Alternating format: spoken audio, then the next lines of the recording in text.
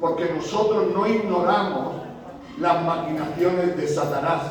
Amén. Amén. No ignoramos. Tenemos certeza, tenemos seguridad, tenemos estabilidad, tenemos realmente lo que tiene que tener un cristiano, sabiendo que Dios está en medio de nosotros. Ya tienen todo en sus Biblias. Amén. Pues hoy es bueno que lo tengamos preparado porque vamos a estar meditando. Porque últimamente, hermano, una de las cosas que más quiero y que más deseo es que todo lo que hagamos aquí sea muy bíblico, que esté reflejado en la Escritura, para que vivamos conforme al propósito de la palabra de Dios. Porque le digo algo de parte de Dios. Es fácil caer en las trampas del diablo. Es fácil caer en la manipulación del diablo.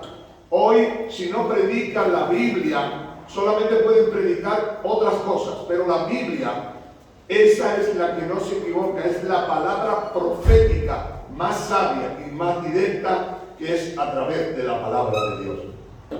Dice que perseveraban unánimes en el espíritu, en el vínculo de la paz. Perseveraban, estaban unidos. Pero sobre todas las cosas lo que reinaba era la paz. Y si en una iglesia que quiere crecer y una iglesia que quiere establecer un buen fundamento sobre Cristo Jesús, la paz de Dios debe de estar en medio de nosotros como el eje principal que mueve la situación de nuestras vidas. Es muy importante, hermano, que no solamente estemos juntos, porque si usted se da cuenta, las grandes manifestaciones, hay miles de personas que están juntas, pero no reina la paz. Pero Jesús nos dejó esta clave: mi paz os dejo, mi paz os doy. No como el mundo la da. El mundo da una paz momentánea, una paz ilusoria, pero la paz de Dios es que en medio de la prueba, en medio de la tormenta, en medio de la aflicción, con todo lo que tú estás pasando y estás sufriendo, sin embargo tienes la paz de Dios. Alabado sea el nombre del Señor. Por eso es muy importante la paz de Dios. Podemos estar juntos, podemos estar reunidos, pero si la paz de Dios no gobierna, si la paz de Dios no es el eje que mueve esa reunión, ahí no está Dios, porque Dios no está donde no hay paz, porque donde no hay paz hay guerra, y la guerra es señal de no estar en el lugar que tiene que estar uno. Así que nos recuerda la Biblia que perseveraban unidos con un solo propósito y un solo proyecto en el Espíritu, pero la paz de Dios gobernaba sobre todas las cosas. Y hoy más que nunca queremos una iglesia estable, firme, una iglesia que viva en el vínculo, pero que la paz de Dios reine sobre nosotros. Porque cuando la paz de Dios gobierna en nuestras vidas, reina sobre nosotros, podremos tener lo que realmente Dios quiere que tengamos. En el libro de Corintios, capítulo 1 de Corintios 1:10,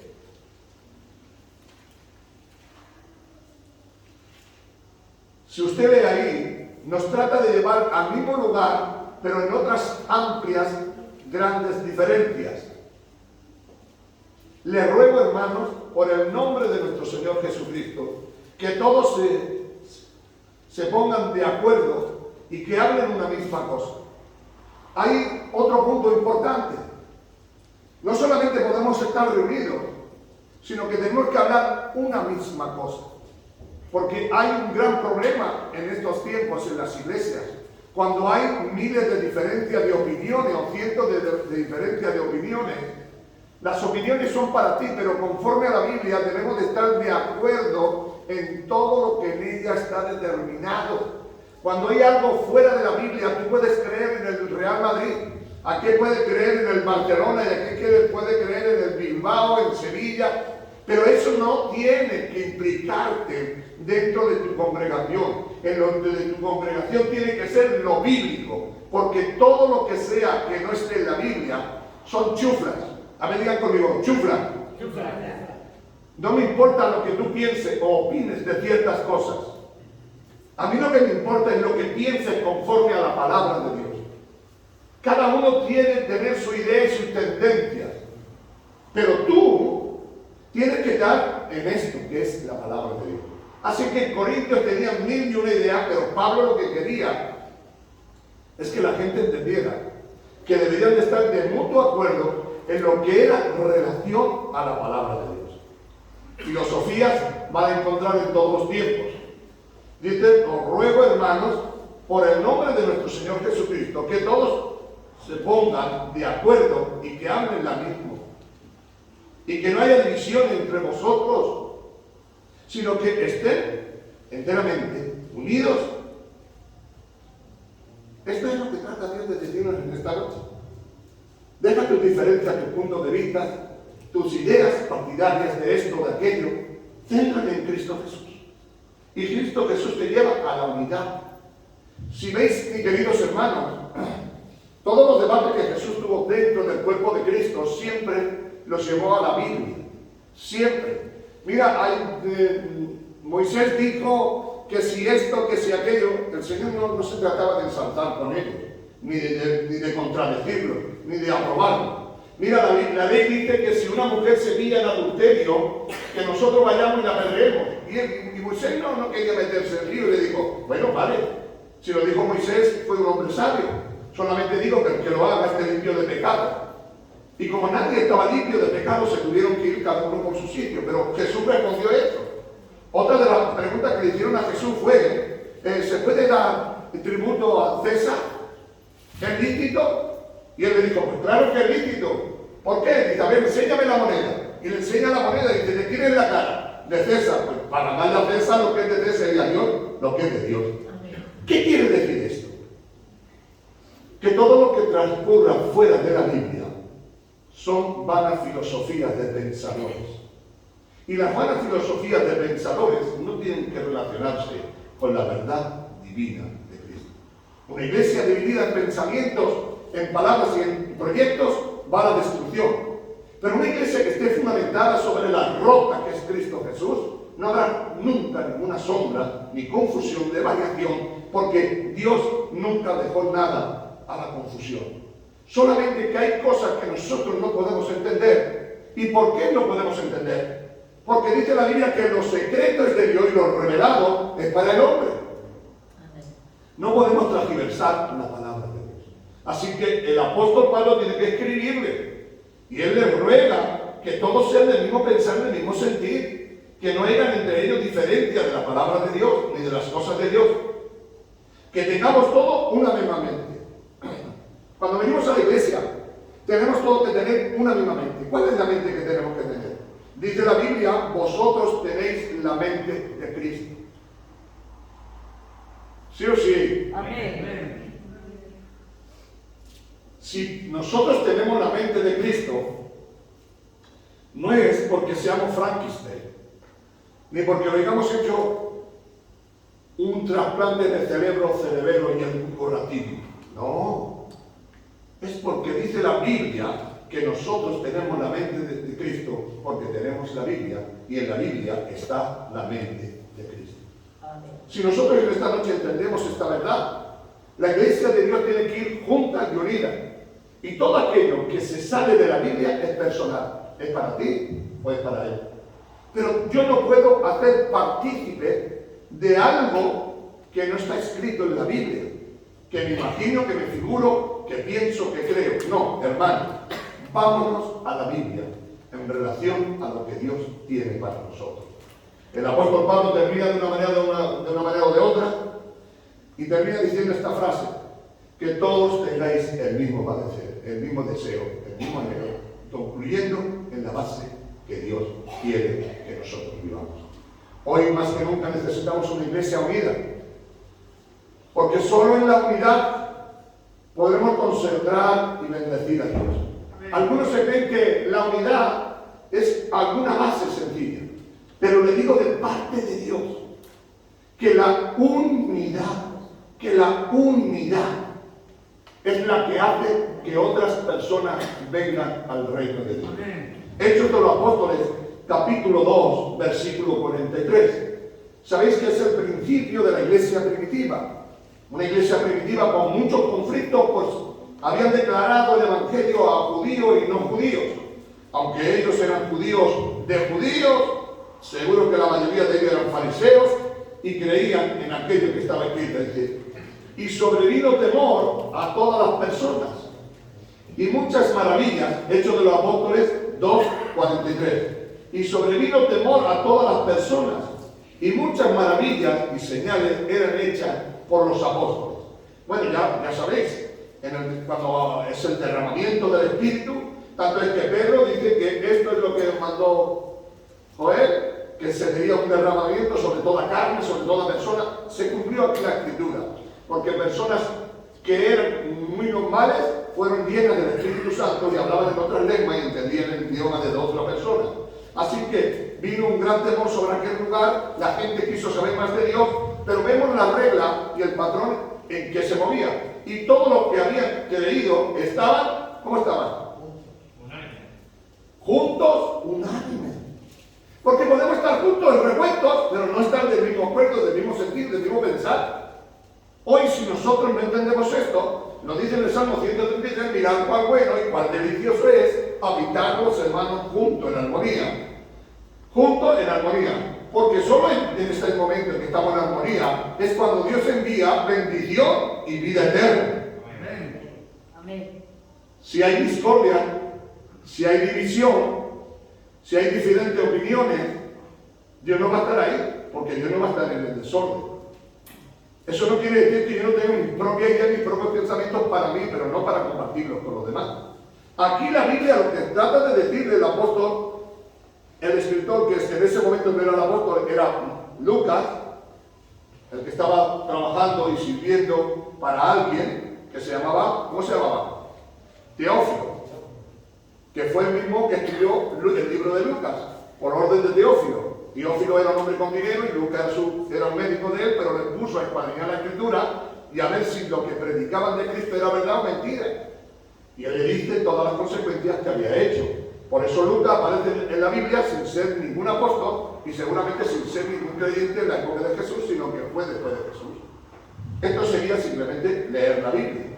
Pero mirad qué bueno y qué maravilloso, tenían todo en común, todas las cosas. Hablo por primera vez aquí por una comunidad donde todos repartían lo que tenían. Hoy más que nunca la iglesia necesita tener todo en común. Esto tiene que ser una comunidad. Pero, ¿cuál es el problema? ¿Cuál es el problema? ¿Por qué no crecemos? ¿Por qué no multiplicamos? Es porque necesitamos entender que tenemos que estar juntos, pero en acuerdo y todos para el mismo pensar y el mismo sentir. Mirad hasta dónde llegó el extremo de esta unidad de esta iglesia, que es la iglesia primitiva. Dice en el 45, y vendían sus propiedades y sus bienes y los repartían según la necesidad de ¿qué? De cada uno. ¿Por qué sabían la necesidad de cada uno? ¿Por qué sabían quién necesitaba una mesa, por ejemplo? ¿Por qué lo sabían? Porque tenían que, digan conmigo, comunión. Porque estaban juntos y lo tenían en común todas las cosas. Entonces dice que cada uno vendía las cosas que tenía que vender porque querían suplir la necesidad de otro. Oh, mis queridos hermanos, si vivimos en Cartagena, que tiene 2 metros cuadrados, y se muere alguien y te entera la semana que se ha muerto, porque falta comunión, falta relación. ¿Cuántos viven en piso? Aparte de nuestro hermano vive en piso, ¿quién más? ¿Otro hermano más? ¿Algunas veces no os ha sorprendido que se ha muerto alguien de vuestro propio piso y no haya enterrado hasta un día o 2, o 3, o hasta que ya está enterrado? Yo lo digo porque yo he vivido muchos años en piso. Y se moría uno del piso y ni siquiera te enterabas, porque tú ibas a lo tuyo y cada uno a lo suyo. Podemos estar juntos, pero no tenemos nada en común. Hoy más que nunca la iglesia de Jesucristo necesita tener la paz de Dios, necesita ser un bálsamo, dentro de la iglesia. La iglesia tiene que ser una enfermería donde venimos a curar y a sanar, donde venimos a restaurar y a levantar. Y si alguna cosa se sale de común, tenemos que ser sabios, entendidos y pedir perdón a Dios para que la próxima vez Dios no pueda hacer daño. El verso 46, perseveraba unánimes. Esa palabra tiene que estar en nosotros. Cada día en el templo. Es decir, la iglesia era el lugar de reunión donde venían a compartir.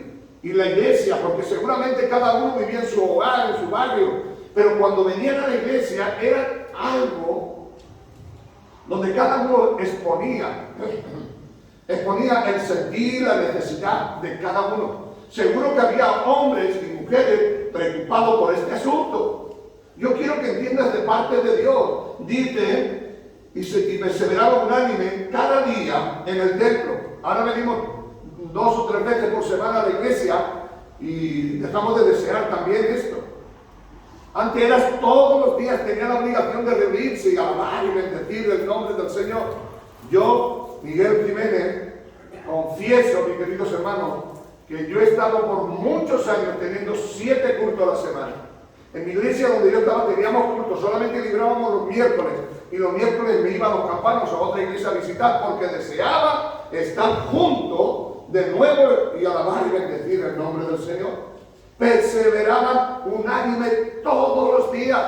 La Biblia nos dice en el libro de Hebreos, no dejaros de congregaros como algunos tienen por costumbre. Tiene que haber una necesidad. Tiene que haber, ¿por qué? Porque Dios nos exige que en estos tiempos difíciles, en estos tiempos donde tu presencia puede animar a otro, donde al estar aquí ven que la obra de Dios está funcionando, no podemos permitirnos el lujo de dejar de reunirnos.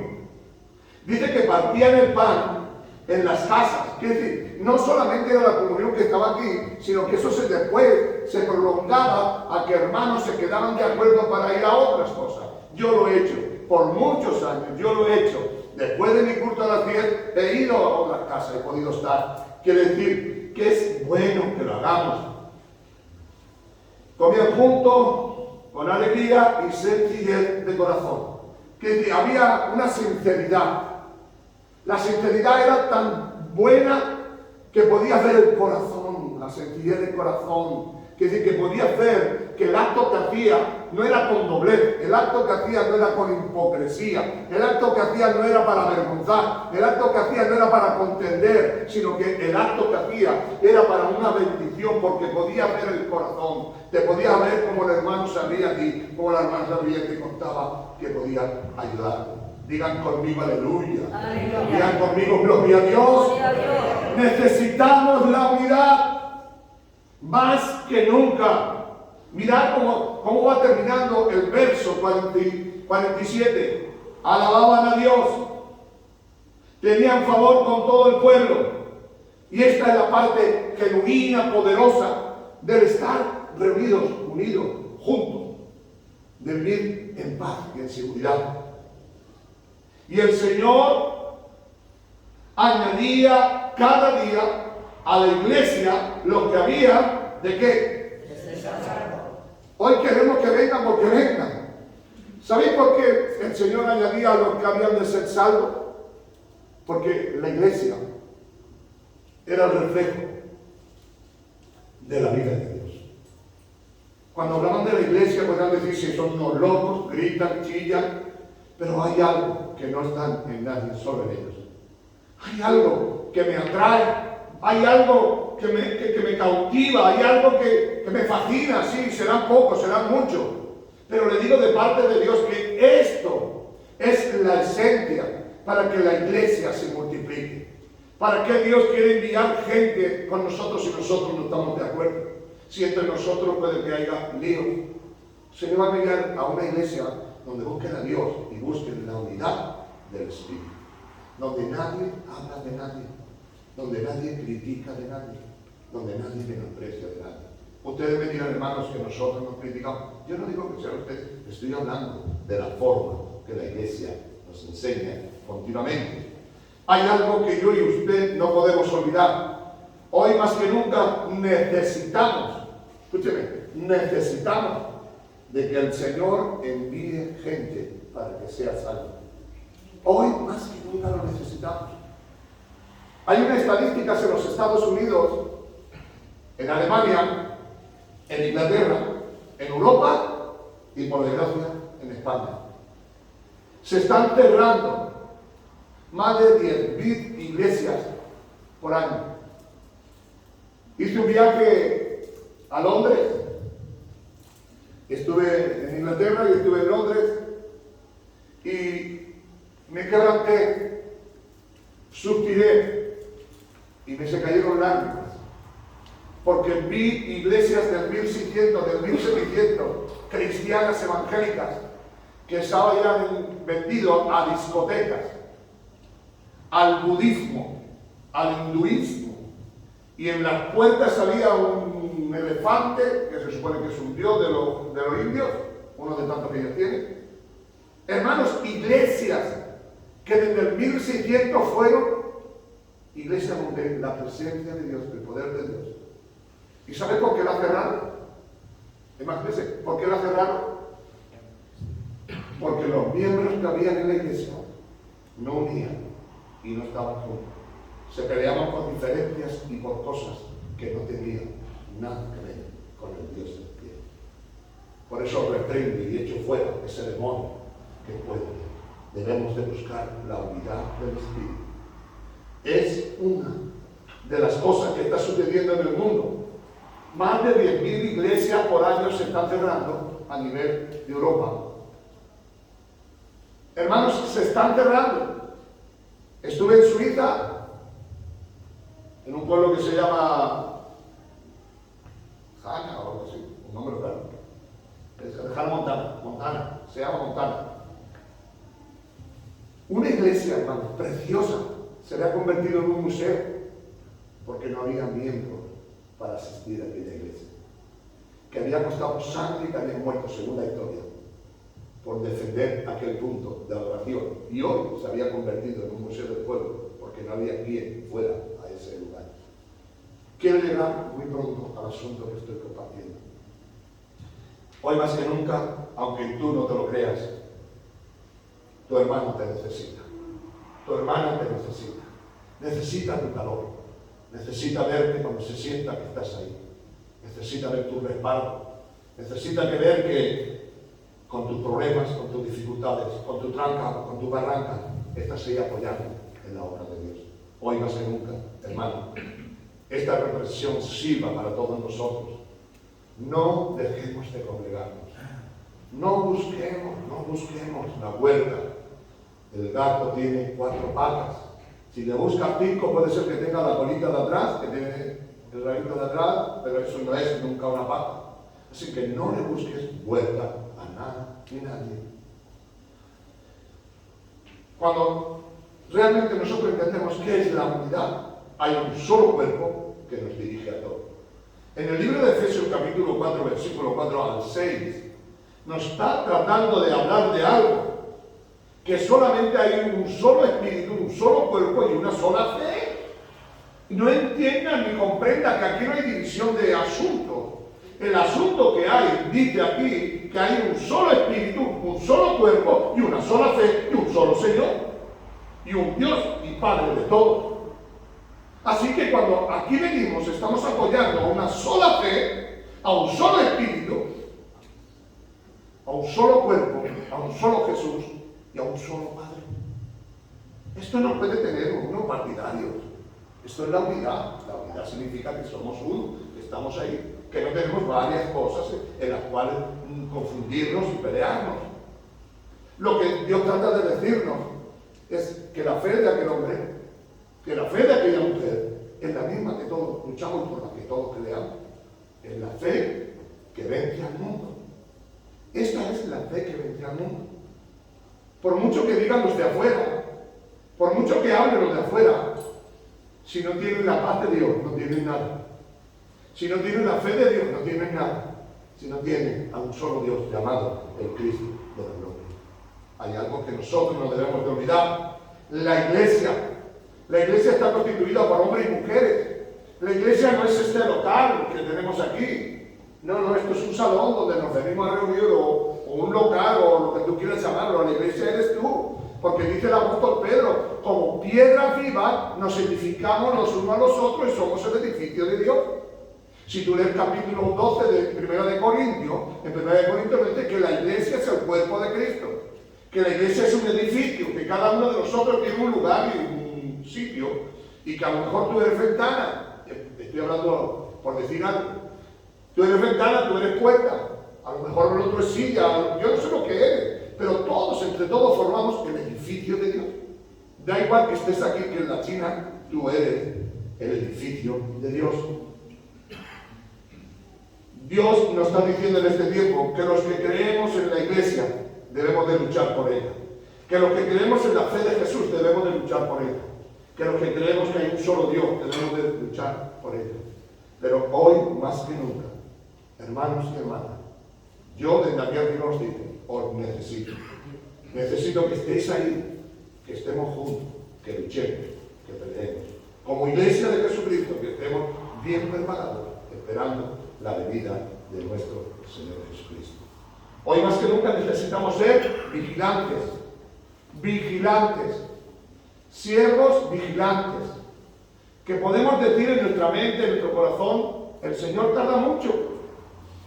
Y la verdad es que tarda, pero tarda para mí, pero para Dios, 1000 años es como un día, y un día como 1000 años. Y en esto sí nos deja claro el Señor, que el Señor no es que tarde, sino que el Señor es paciente, esperando a que vayamos a los pies de Cristo. Hoy mi mensaje está basado en esto, hermano. Está basado sencillamente en que debemos empezar a entender que nos necesitamos los unos a los otros, que necesitamos estar aquí, que necesitamos apoyar la obra de Dios. Esto es de Dios, y lo que es de Dios permanece, y lo que es de Dios sigue hacia adelante, y lo que es de Dios termina con todo plan y todo aquello que pueda estar en contra de la verdad de Dios. Me van a ayudar, y en el libro de Gálatas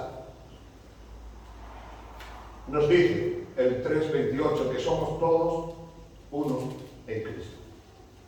Somos todos uno en Cristo. Cada uno en el lugar que Dios quiere, pero todos somos uno. Quiere decir que la cosa más absurda es que siendo un cuerpo, queramos ser independientes del otro. Siendo un cuerpo tenemos que ser uno en Cristo Jesús.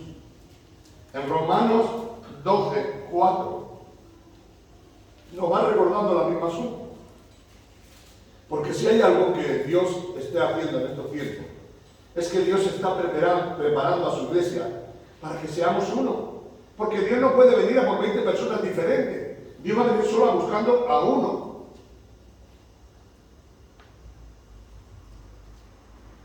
Dice, porque de la manera que en un cuerpo tenemos muchos miembros, pero todos los miembros tienen... ¿Qué es lo que tiene? Lo repetimos otra vez. Porque de la manera que en un cuerpo tenemos muchos miembros, pero no todos los miembros tienen la misma función. Ahora vamos a suponer, muy sencillamente, hermano, que aquí tú tienes la función del dedo gordo. Cuando tú no vienes, ¿qué es lo que sucede? Que no hay dedo gordo. Y un cuerpo sin una parte es un cuerpo mutilado. Es un cuerpo que, aunque tú no te lo creas, es como la frase esa tan vulgar que tenemos. Bueno, si yo no voy, dirán otros. No, hermano, si es que si tú no vas, el cuerpo está mutilado porque Dios te ha puesto en esta iglesia. Amén. Para que tengas y des lo que tienes. Amén. Capítulo 15 del Evangelio de Juan dice que Dios nos plantó en su viña y nos limpió. ¿Para qué? Para que lleváramos fruto. ¿Y cuáles son los frutos? Por lo que Dios ha puesto en ti. Yo no sé lo que tú eres, si tú eres manzana o eres limón o eres mandarina, yo no quiero, no sé lo que eres, pero los frutos debemos de estar porque Dios te ha limpiado con un solo propósito. Y el propósito de que Dios te ha limpiado y te ha sacado de ese mundo y te ha metido aquí es para que lleves fruto y ese fruto sea en abundancia. Si alguno quiere leerlo, se va al libro de Gálatas, capítulo 5, versículo 22, y te dice cuál es el fruto, que son los frutos del Espíritu: paz, gozo, paciencia, benignidad, mansedumbre, templanza. Es que Dios te está diciendo en este día que Dios cuenta contigo, porque tú a lo mejor eres paciente y necesitamos ese día la paciencia. A lo mejor tú eres mansedumbre y una persona mansa. Pero lo que yo quiero decirte es que tú tienes que dar fruto, porque Dios nos llama a dar fruto. Porque cada uno tiene su actividad propia. Cada uno tiene su actividad propia. Si tú quieres leer eso, hay cientos de versículos que hablan con respecto a eso. Porque si hay algo, es que la Biblia es clara y la Biblia es afirmativamente positiva hablando de la unidad. Quiero ir ahora un pequeño salto hacia atrás al libro de Nehemías.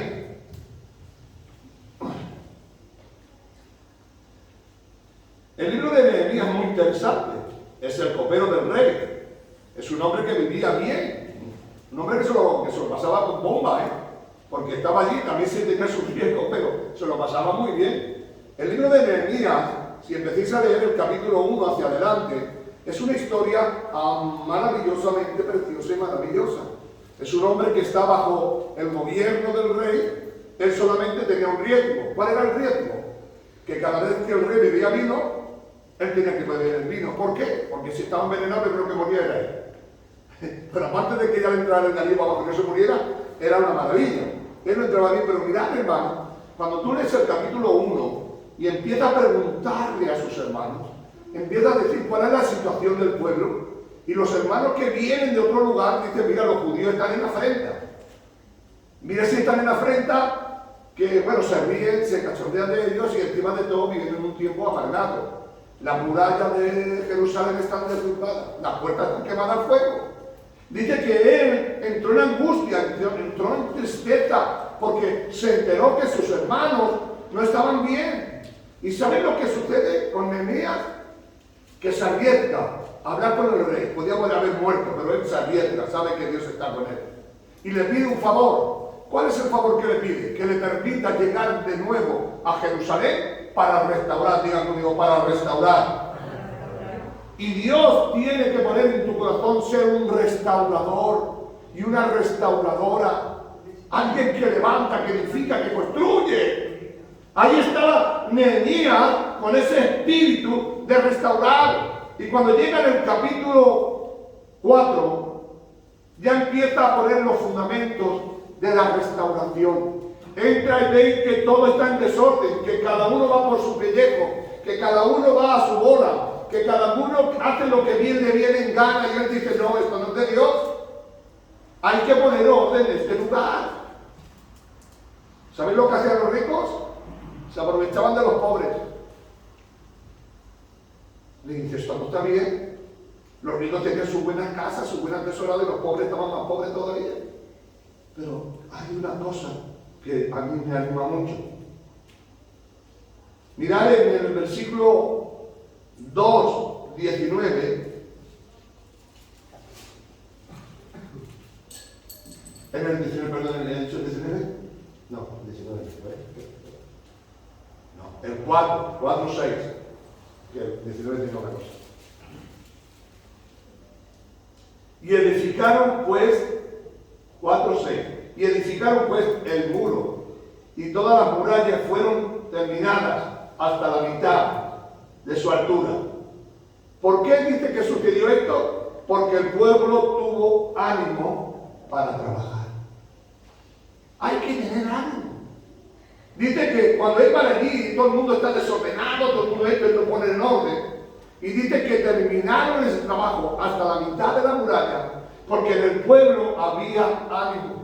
Mira que está a tu lado y dile, ánimo, el Señor está contigo. Díselo, dile, ánimo, el Señor está contigo.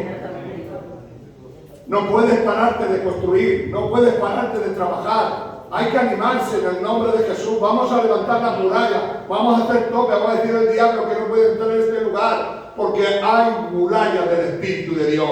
Amén. Así que como el pueblo estaba animoso, trabajaron a una y lucharon. Y empezó a poner las cosas en su lugar. Dice en el verso 9, entonces oremos a nuestro Dios. Y por causa de ello pusimos guardas. Mirad, hermanos, nunca antes habían puesto guardas. Pero cuando vieron que el enemigo le atacaba, ellos empezaron a entender, o nos defendemos o nos comen. O ponemos aquí guardas, o entra todo el que quiera. Y tú tienes que poner un guarda en tu corazón, para que no entre nada de lo que no sea de Dios. Permítete que Dios haga lo que tenga que hacer. Dice que estuvieron en guardia y estuvieron luchando. Y hay algo que a mí me atrae mucho, y me atrae de esta manera, verso 14. Y después miré y me levanté y dije a los nobles y a los oficiales y al resto del pueblo, no temáis delante de ellos, acordaos del Señor, grande y temible. Pelear por vuestros hermanos, por vuestros hijos, por vuestras hijas, por vuestras mujeres y por vuestra casa. El consejo que da Nehemías es que dice que la obra no se ha terminado, que tú tienes por qué luchar, que tú tienes por qué pelear, que tú tienes que luchar por tus hermanos. No, es que yo estoy bien, yo oro, yo busco al Señor. No, tienes que luchar por tus hermanos, por tus hijos, por tus hijas, por tu marido, por tu mujer. Y termina diciendo, y por tu casa, porque no hay casa como tu casa. Tu casa es tu vida. Hoy necesitamos hombres y mujeres que estén dispuestos a pelear. Si usted sigue leyendo este capítulo 4, que es maravilloso y precioso, dice que entendieron que tenían que trabajar, pero con una mano la espada y con el otro el capazo, con una mano el legón y con otra mano la lanza. Oh, el pueblo de Dios, no te descuides en estos tiempos. Es necesario de estar armado por la palabra de Dios. Es necesario que la espada de Dios esté en tu mano. Porque no hay espada más preciosa que la palabra de Dios. Viva y eficaz y más cortante que cualquier espada. ¿Sabe por qué es cortante más que cualquier espada? Porque dice la Biblia que separa los pensamientos de Dios y los del hombre. Hay que separarlo. Vamos a luchar. Necesitamos vivir en la unidad del Espíritu Santo. Nunca antes, escúchame hermano, nunca antes, alguien me está llamando, lo veo. Nunca antes, el Señor nos recuerda que nunca antes habían cogido su espada, que habían cogido su lanza. Hay algo que nosotros podemos confundir. Ya está, no se lo, vamos a verlo. Hay que estar ahí. ¿Y qué es lo que hay que estar ahí? En la unidad. Y quiero decirle de parte de Dios, ya voy a ir cerrando la Biblia, para que podamos estar toda la noche hablando de esto. Pero quiero hacer algo. Y quiero que usted entienda algo de parte de Dios. Necesitamos la ayuda de Dios. Es urgente que busquemos la unidad del cuerpo de Cristo. La unidad para estar en este lugar, la unidad para cuidar de nuestros hermanos. Es verdad, tu hermano puede fallar, perdónele así como Cristo le perdonó. Cuando digo esto como Cristo le perdonó, es muy serio. Yo no sé cuánto escucharon el mensaje del viernes. ¿Lo escucharon o no? Salió en blanco y negro, no salió solamente la voz, porque lo puse aquí y no grabé con la imagen. Pero le digo de parte de Dios, usted ha sido librado de la esclavitud del pecado, no tiene por qué hacer nada, porque hubo uno llamado Jesús de Nazaret, el cual rompió el acta de los decretos que había en contra tuya y que te tenían esclavizado, pero Dios te liberó en el nombre de Jesús. Amén. Hoy le quiero decir de parte de Dios, usted está aquí para bendecir, para restaurar, para levantar, para edificar. No estamos aquí para otra cosa. Yo algunas veces como pastor desde aquí puedo tirar un ladrillo y le puedo escalabrar a alguien, pero mi único deseo ha sido el informarme y el decirle esto.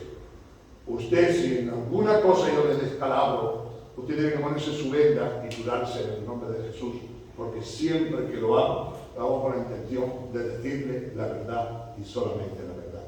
Hay algo que yo le quiero recordar a usted. Yo le necesito. Usted a lo mejor no me necesita a mí, pero yo le digo, yo le necesito, porque usted es mi hermano o mi hermana en el nombre de Jesús. Y nos necesitamos los unos a los otros. Y yo solamente estoy aquí para levantar, para edificar, para construir y restaurar. Y usted está solamente con el mismo propósito y el mismo privilegio. Así como nos recuerda la Biblia que no dejemos de congregarnos, que no dejemos de estar aquí. Mire hoy, qué culto, hermano, más difícil, ¿no? Hacer un culto sin alabanza, ¿no? Bueno, pues hemos tenido al hermano Hanso, que ha estado ahí cantando. ¿Hanso o Gelso Montoya? Pues el hermano nos está empujando cantando una alabanza, aunque eran de Marco de Ruiz. Pero bueno, pero el hermano pues no ha ayudado. Pero yo le digo de parte de Dios, Dios está con su pueblo, si su pueblo está unido.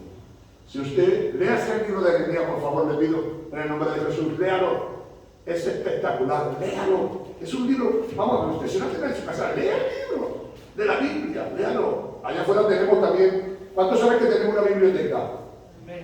Pues que tenemos la biblioteca para que usted lea y relea.